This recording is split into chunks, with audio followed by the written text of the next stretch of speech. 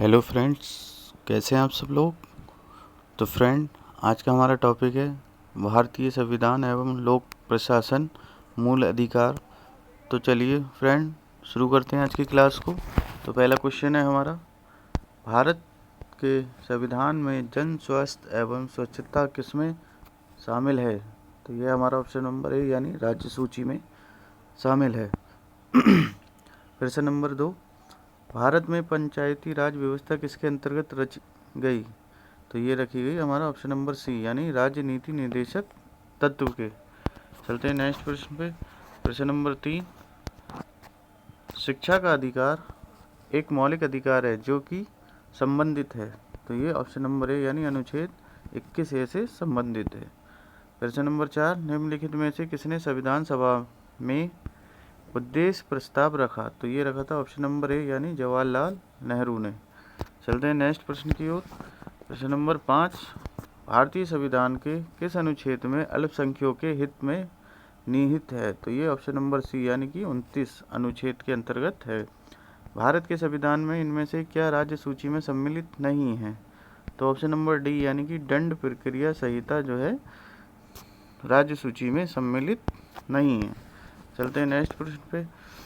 निम्नलिखित में से क्या भारतीय संविधान की मुख्य विशेषता नहीं है। तो ऑप्शन नंबर बी यानी कि प्रतिबंध न्याय तंत्र जो है भारतीय संविधान की मुख्य विशेषता नहीं है। चलते हैं प्रश्न नंबर 8, निम्न में से क्या भारतीय नागरिकों को आर्थिक दंड संहिता प्रदान है। तो चलिए इसके ऑप्शन देख लेते हैं। तो ये हमारा ऑप्शन नंबर सी यानी राजनीति के निर्देशक सिद्धांत के अंतर्गत। चलते हैं प्रश्न नंबर 9 पर। भारतीय संविधान का कौन सा अनुच्छेद राज्य सरकारों को ग्राम पंचायतों के आयोजन के लिए निर्देशित करता है। तो ये ऑप्शन नंबर बी यानी कि अनुच्छेद 40। त्रिस्तरीय पंचायती राज व्यवस्था का प्रचार किसने रखा था। तो ये रखा था ऑप्शन नंबर सी यानी रॉयल कमीशन ने। चलते हैं नेक्स्ट प्रश्न पे। प्रश्न नंबर 10-11 पे, सैद्धांतिक उपचारों का अधिकार किसके तहत आता है। तो ये ऑप्शन नंबर ए यानी मूल अधिकारों के अंतर्गत आता है। अब प्रश्न नंबर 12 जो है हमारा मिलान है। तो देखते हैं इसको, वर्ग दिया गया है। तो हमारा पहला हो जाएगा प्रभुत्व संपन्न। तो ये हमारा ऑप्शन नंबर बी यानी कि लोगों के बाह्य आंतरिक मामलों के निर्णय लेने में सर्वोच्च अधिकार। फिर है प्रजातांत्रिक। तो ये हो जाएगा हमारा सी, लोगों का समान राजनीतिक अधिकार प्राप्त हैं। फिर धर्मनिरपेक्ष। तो ये हो जाएगा हमारा डी, नागरिकों को किसी भी धर्म को अपनाने की पूर्ण स्वतंत्रता। और भाईचारा। तो ये हमारा हो जाएगा ऑप्शन नंबर ए, सभी को एक परिवार के सदस्य के रूप में रहना। तो ऑप्शन नंबर सी हमारा राइट आंसर हो जाएगा। पहले का बी, दूसरे का सी, तीसरे का डी, चौथे का ए। चलते हैं नेक्स्ट प्रश्न पे। प्रश्न नंबर 13 पे, निम्नलिखित में से किसको संविधान की आत्मा के रूप में माना गया है। तो ये ऑप्शन नंबर सी यानी प्रस्तावना को। चलते हैं नेक्स्ट प्रश्न पे। अंतर्राष्ट्रीय शांति सुरक्षा को बढ़ावा देने से संबंधित प्रावधान भारतीय संविधान के निम्नलिखित में से किसके एक भाग के रूप में उल्लेखित हैं। तो ये ऑप्शन नंबर बी यानी कि राज्य के नीति निर्देशक सिद्धांत के रूप में उल्लेखित हैं। भारत के संविधान का निम्नलिखित में से कौन सा अनुच्छेद ग्राम पंचायतों से संबंधित है। तो ये ऑप्शन नंबर ए यानी कि अनुच्छेद 40 जो है हमारा ग्राम पंचायतों से संबंधित है। प्रश्न नंबर 16, इनमें से कौन सा राज्य का नीति निर्देशक सिद्धांत संविधान के बाद में जोड़ा गया। तो ये ऑप्शन नंबर सी यानी मुफ्त कानूनी सलाह ये बाद में जोड़ा गया। अगला प्रश्न, समान कार्य के लिए समान वेतन भारत के किस संविधान में सुनिश्चित किया गया है। तो ये एक ऑप्शन नंबर बी यानी राज्य के नीति निर्देशक सिद्धांतों का अंग है। चलते हैं नेक्स्ट प्रश्न पे। प्रश्न नंबर 18, भारत के संविधान में कल्याणकारी राज्य का आदर्श किसमें प्रतिष्ठित है। तो ये ऑप्शन नंबर बी यानी राज्य के नीति निर्देशक तत्व में प्रतिष्ठित है। अगला प्रश्न, निम्न में से किसने पहल 1935 में संविधान सभा का सुझाव प्रस्तावित किया। तो ये क्या था, एम एन रॉय ने। चलते हैं नेक्स्ट प्रश्न पे। प्रश्न नंबर 20, संविधान सभा की अल्पसंख्यक की उप समिति के अध्यक्ष का नाम बताइए। तो ये था H.C. मुखर्जी, यानी कि ऑप्शन नंबर सी। चलते हैं नेक्स्ट प्रश्न पे, प्रश्न नंबर 21 पे। तो प्रश्न नंबर 21 है हमारा, भारत का संविधान सभा द्वारा को अपनाया गया था और 26 जनवरी 1950 को लागू हुआ। तो ये हुआ था ऑप्शन नंबर सी, यानी 26 नवंबर 1949 को अपनाया गया था। भारतीय संविधान सभा में कुल कितनी महिला सदस्य थी? तो ये थी ऑप्शन नंबर सी, यानी कि 15 महिलाएं सदस्य थी। चलते हैं नेक्स्ट प्रश्न पे। संविधान सभा के पहले अस्थायी अध्यक्ष कौन थे? तो ये डॉक्टर सच्चिदानंद सिन्हा थे। अगला प्रश्न, ड्राफ्टिंग कमेटी का चेयरमैन कौन है? तो ये ऑप्शन नंबर डी, यानी डॉक्टर B.R. अम्बेडकर जो थे ड्राफ्टिंग कमेटी के चेयरमैन थे। अगला प्रश्न नंबर 25, राजनीतिक प्रजातंत्र का तात्पर्य उस जीवन क्रिया से है जो जीवन में सैद्धांतिक रूप से उदारता, समानता और बहादुरत्व को स्वीकार करता है। ये कथन किसका है? तो ये ऑप्शन नंबर ए, यानी डॉक्टर B.R. अम्बेडकर का कथन है। भारतीय संविधान अपने नागरिकों को की समानता का वचन देता है। तो ये विचार और अभिव्यक्ति की समानता का अधिकार देता है। चलते हैं नेक्स्ट प्रश्न पे। संविधान सभा द्वारा भारतीय संविधान को कब पारित किया गया? तो ये 26 नवंबर 1949 को किया गया। 1946 की अंतरिम सरकार में कार्यकारी परिषद के उपाध्यक्ष कौन थे? तो ये डॉक्टर जवाहरलाल नेहरू थे। चलते हैं नेक्स्ट प्रश्न पे। प्रश्न नंबर 29, भारतीय संविधान में कितने शब्दों को बना है? यानी कि भारतीय संविधान कितने शब्दों का बना है?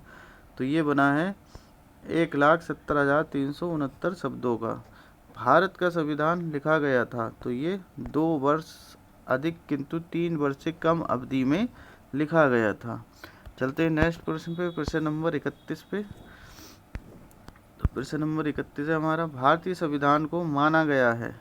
तो भारतीय संविधान को माना गया है ऑप्शन नंबर डी, यानी रूप विधान से संघीय और भावना में एकात्मक रूप से माना गया। चलते हैं प्रश्न नंबर 32 पे।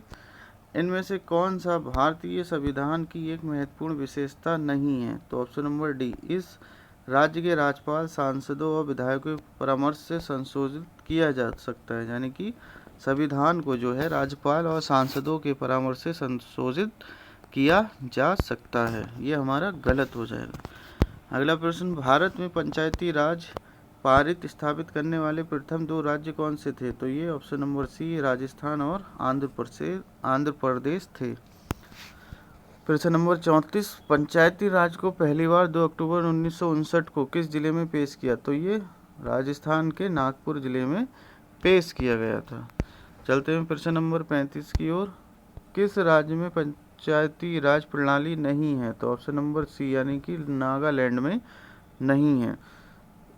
अगला प्रश्न, भारत में पंचायती राज की त्रिस्तरीय व्यवस्था का अनुमोदन किस समिति के द्वारा किया गया? तो ये बलवंत राय समिति के द्वारा किया गया था। चलते हैं नेक्स्ट प्रश्न पे। किस समिति ने त्रिस्तरीय पंचायत प्रणाली की अनुशंसा की? तो ऑप्शन नंबर डी, यानी कि बलवंत राय मेहता समिति ने अनुशंसा की। प्रश्न नंबर 38, किसी ग्राम पंचायत द्वारा उप प्रधान पद से हटाने के लिए कम से कम कितने पंचायत सदस्यों का समर्थन आवश्यक है? तो ऑप्शन नंबर डी, यानी कि 2/3 समर्थन आवश्यक है।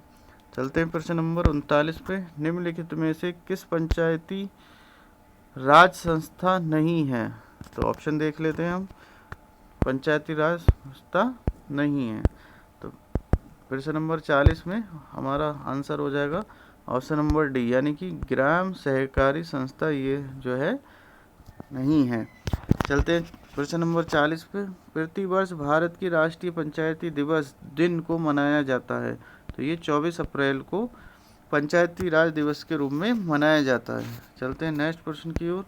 प्रश्न नंबर 41, किस समिति के कार्य ने पूरे देश में पंचायती राज संस्थाओं के प्रारंभ के लिए मंच स्थापित किया? तो ये ऑप्शन नंबर बी, यानी बलवंत राय मेहता समिति ने पूरे मंच तैयार किया। चलते हैं प्रश्न नंबर 42। निम्नलिखित में से किसने जिलाधीश को संस्थागत करिश्मा कहा? तो ये ऑप्शन नंबर ए यानी रजनी कोटारा ने कहा। अगला प्रश्न, किसने भारत में जिला कलेक्टर का पद सृजित किया? तो ऑप्शन नंबर बी यानी कि वारेन हास्टिंग्स ने किया था। चलते हैं नेक्स्ट प्रश्न पे, प्रश्न नंबर 44। मूल संविधान में जिला शब्द का उल्लेख किस अनुच्छेद में है? तो ये है हमारा इनमें से कोई नहीं, यानी कि ऑप्शन नंबर डी यानी कि इनमें से कोई नहीं। पंचायती राज व्यवस्था के तहत ग्राम सभा के सदस्य कौन हैं? तो पंचायत क्षेत्र में मतदान के रूप में पंजीकृत सभी वयस्क जो हैं पंचायती राज व्यवस्था के ग्राम सभा के सदस्य कहलाते हैं। चलते हैं अगला प्रश्न, भारत के उच्चतम न्यायालय की प्रथम महिला न्यायाधीश कौन थी? तो ये ऑप्शन नंबर बी यानी बीबी फातिमा थी।